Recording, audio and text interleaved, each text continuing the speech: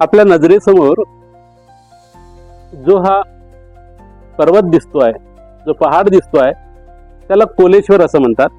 स्थानिक लोक त्याला कोलासूर असंही म्हणतात. या कोलेश्वराच्या या पहाडावर आपल्याला एक छोटीशी घुमटी वजा एक मंदिर दिसत आहे.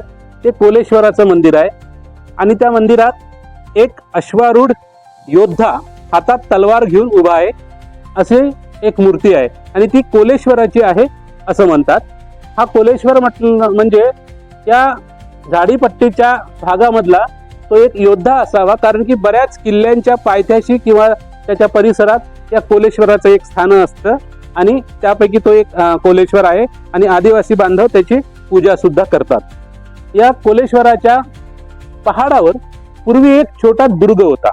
दुर्ग म्हणजे किल्ला.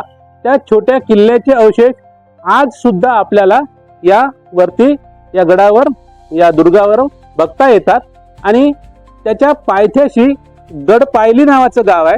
ऍक्च्युली ते गड पायरी असं आहे, म्हणजे गडाची पायरी जिथून गडाकडे जाण्याचा मार्ग आहे ती गडपायरी. आणि त्या गडपायरी गाव आता हे या गोसेखुर्दच्या जलाशयामध्ये विसावलेलं आहे. केवळ हनुमानजी आहे त्या गावाचा जुना आणि त्याचं मंदिर आपल्याला गडपायरीच्या पायथ्याशी दिसतं. तो एक अतिशय सुंदर रमणीय परिसर आहे हनुमान मंदिराचा आणि त्या गडपायरीच्या पायथ्यापासून या उंच कड्याकडे या पर्वताकडे जाणारा मार्ग आहे. आज सुद्धा आपल्याला जुन्या तटबंदीचे काही अवशेष या गडावर बघायला मिळतात. गडाच्या पायथ्याशी जी इमारत दिसते तिथे पूर्वी विहार होता, परंतु आता पाणी चहूबाजूने आल्यामुळे आता तिथे बहुधा कोणी दिसत नाही. तसा हा नयनरम्य परिसर आहे.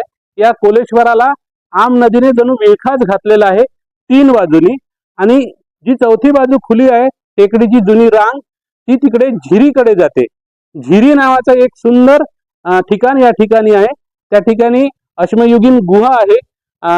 प्राणी त्या ठिकाणी आश्रय घेतात आणि एक छोटं शिवालय आणि एक पाण्याचं कुंड सुद्धा त्या झिरीच्या परिसरात आपल्याला बघता येतं. परंतु तो मार्ग अतिशय खडतर आणि जंगलातून आहे आणि अलीकडे तिकडे जायला मार्ग सुद्धा राहिलेला नाही, कारण की या पाण्याने त्याला चहूबाजूनी वेढलेला आहे.